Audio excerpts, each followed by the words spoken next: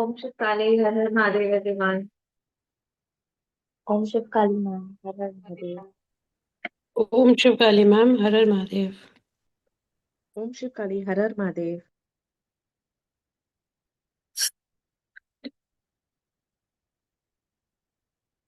Om Shiv Yes, काली। Om Shiv Kali.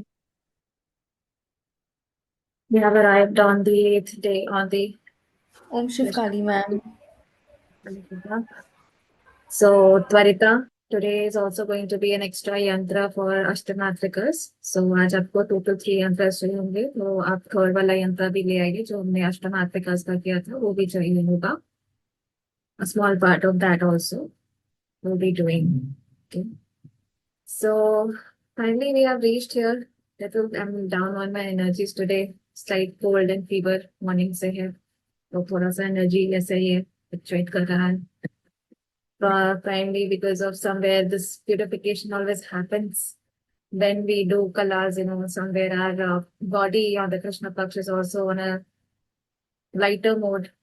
तो शायद इस वजह से भी हो सकता है. And of course the weather in Delhi is also not very good here. It's very, the air quality is not very good. Maybe it has affected. Yesterday I was saying that my eyes were just burning, and today morning I started having cold and fever.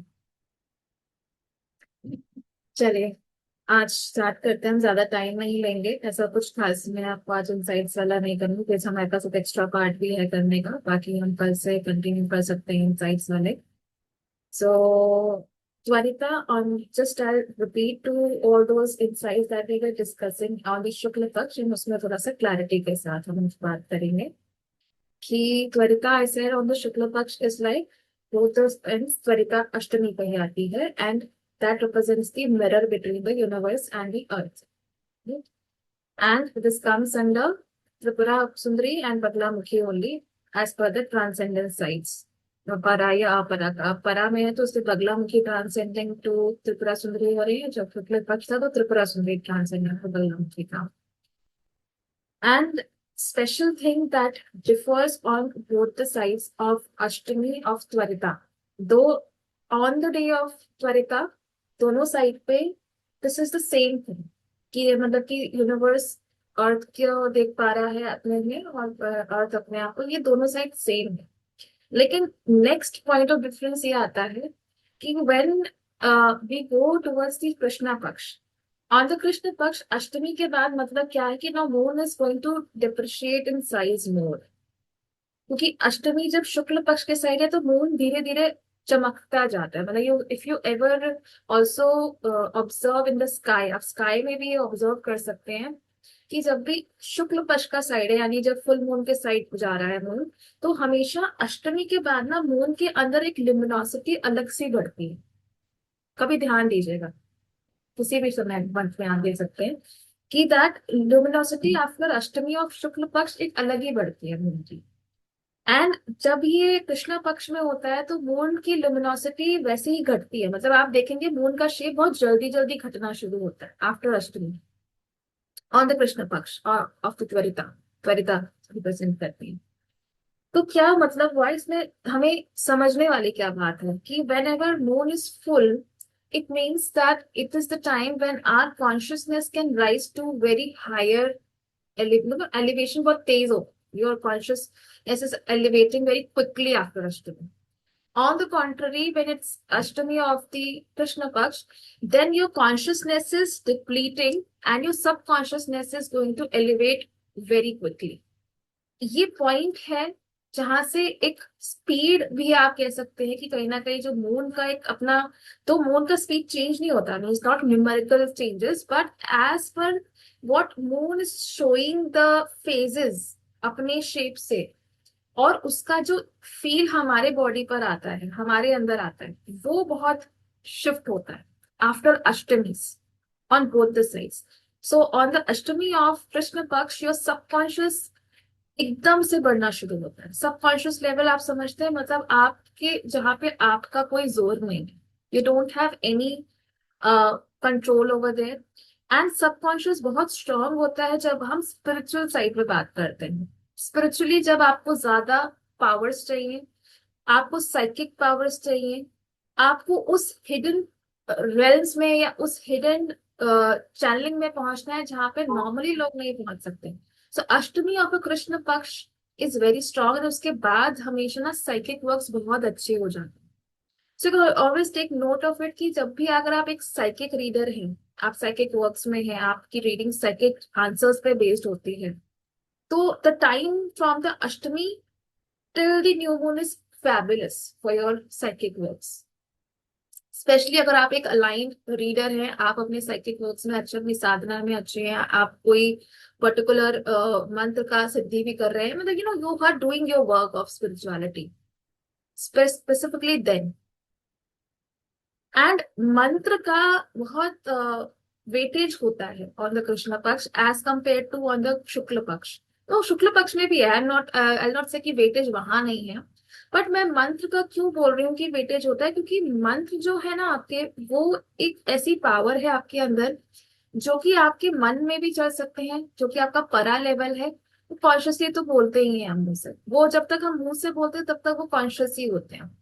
जब when we stop speaking, the voice stops going from our mouth, that is the time when our mantras is more internal, it's more on the para side, आपके परा पे।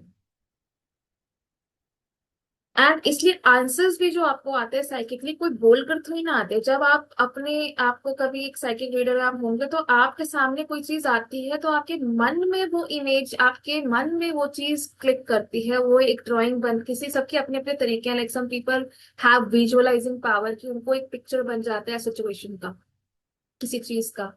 किसी के लिए वो sound का power होता है कि दिखाई नहीं दे रहा है लेकिन सुनाई दे रहा है, कुछ सुनने में आ रहा है, कोई वर्ड्स आ रहे हैं आपके, सुनाई दे रहे हैं। Right? सबके अपने तरीके से, कि बॉडी से भी आपको बहुत पता चलता है। No, there is also lot of readings that is done on the body parts. आपके स्पेसिफिक बॉडी पार्ट्स के ऊपर कुछ ना कुछ फीलिंग, टिंगलिंग, कुछ भी आ सकता है that represents the answers of your query, या जो भी आप सामने हैं आपके। A lot of way of reading it, but this is all comes under the psychic, जिसको हम निमित्त का भी कहते हैं। निमित्त जो वैदिक टर्म है इसका, वो निमित्त है, मतलब कि ओमेंस का, ओमेंस के अंडर साइकिक रीडिंग आती है।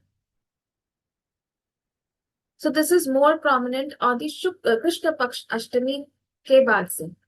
एंड जब आप ज्यादा कैलकुलेटिव वर्क पे हैं, where you have to use your conscious mind, then from the Ashtami of Shukla Paksha you should pick it more, एक जहां पे आपको ज्यादा अपने प्रेजेंस ऑफ माइंड से काम करना है, आपको जहां पे अपने नॉलेज का सबसे ज्यादा यूज करना है।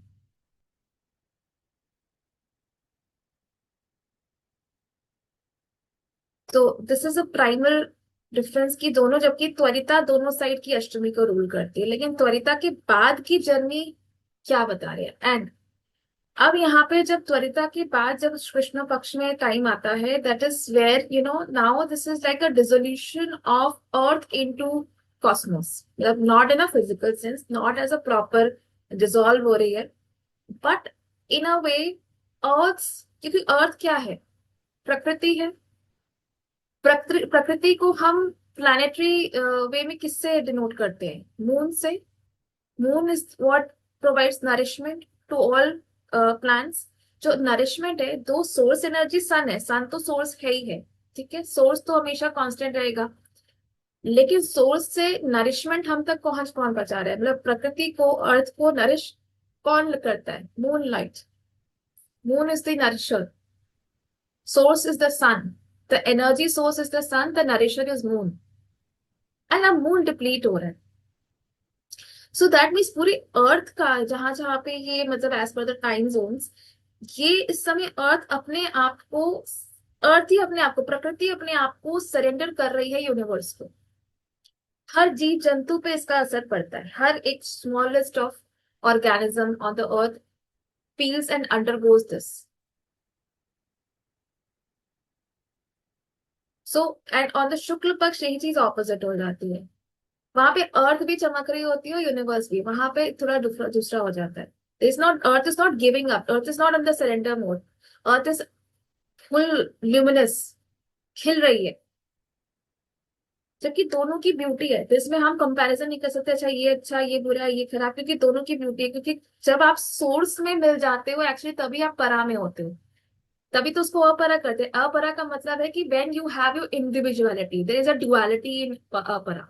अगर आज आपको, अगर आप कभी ब्रह्म विद्या जब आगे करेंगे तो उसमें आपको पता चलेगा there is a concept of being dual, being non dual.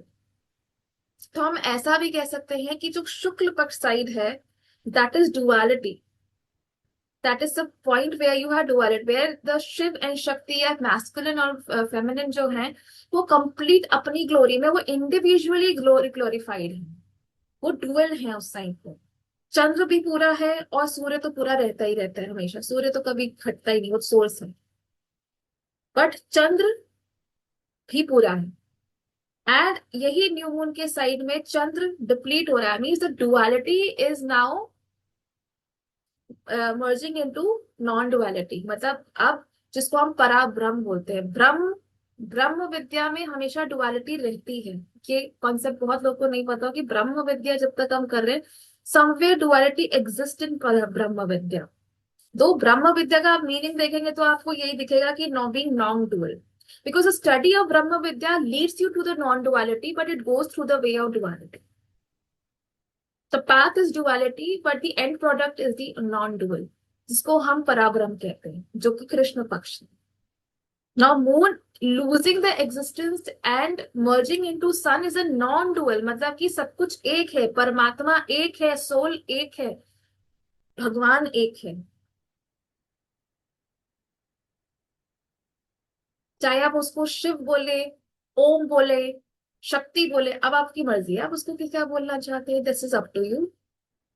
That is what when earth, the losing of the identity of the earth in the universe means this, that सब कुछ परमात्मा में ही लीन हो जाना है, सब कुछ उस सोर्स एनर्जी में ही लीन हो जाना है। या सरेंडरिंग इज पराब्रह्म, एग्जैक्टली। तभी मैं शुरू से, आई थिंक जितने लोग मेरे साथ जुड़े होंगे, मैं शुरू से ना एक ही वर्ड बहुत गाती हूँ, सरेंडर कीजिए सरेंडर कीजिए सरेंडर कीजिए। क्योंकि ना जब आप सरेंडर करते हैं ना तो आपका एक न्यू बर्थ होता है। न्यू मून क्या कहता है? New birth. New moons means a new birth. So every month earth is berthing, अपने आप को एक न्यू बर्थ देती है अर्थ। तो आप भी तो अर्थ के वासी हो, सरेंडर करोगे तो आपका भी न्यू बर्थ हो जाएगा। Not in a literal sense, in your soul journey, in your this life time journey. Every month you can take that new birth because Prakriti is doing that. Whole earth is doing that. Whole earth every month goes to the para brahman. पहले वो परा ब्राह्मण तत्व ले लेता है full moon पे, उसके बाद जाता है और परा ब्रह्म होकर के, सरेंडर होकर के अपना नॉन डुअल नो बन जाता है। और फिर उसके बाद न्यू मून पे वो अपने आप को रिबर्थ कर लेते हैं। जैसी जैसी अमावस्या खत्म होती है, अमावस्या का अगला दिन जो होता है वो न्यू मून बन जाता है, उस दिन वो अर्थ बर्थ हो जाती है वापस से। So this is all what happens with us also. We should also flow in that moment, in that cycle. So psychic power लेके किस साइड पे है? जब आपको किस साइकिक पावर का मतलब क्या है? आप डायरेक्ट परमात्मा से चैनलिंग कर रहे हैं ना, that what means psychic power. Psychic readings where you are being non-calculative, you are not using your अपरा विद्या। आप अपरा विद्या को नहीं यूज कर रहे, जो कि है आपकी कॉन्शियस नॉलेज। आप सिर्फ वो सुन रहे हैं, वो फील कर रहे हैं जो आपके अंदर। आप psychic readers need not to have proper knowledge also of any particular modality, it's their natural talent which is the part of what? Paravidya. It's a part of Paravidya which is powerful on the Krishna Paksha, especially after Ashtami to this time. So अब आप खुद भी देख सकते हैं, आप psychic reader, आप अपनी रीडिंग्स को ऐसे प्लान कीजिए जब आप कृष्ण पक्ष में ज्यादा साइकिक रीडिंग करें, and then see your readings will become accurate. साधना अपनी रखिए और ये करिए। तो this is the power point Tvarita का ये जो मिडल पॉइंट है ये बताता है। अब आप लीन हो रहे हैं, अब यहाँ से ना अब आपको ऐसे ही सोचना है कि यार अब आप परमात्मा में लीन, धीरे धीरे एक एक दिन से आपका वो जर्नी एकदम फास्टन हो जाता है। त्वरिता है ना, त्वरिता का मीनिंग क्या है? Fastening. Tvarita name means one which is in the highest speed, चीजों को फास्टन कर रही है, तो उनके बाद जो भी आ रहा है उस चीज को उसकी स्पीड वो बढ़ा दे रही है, ऐसे।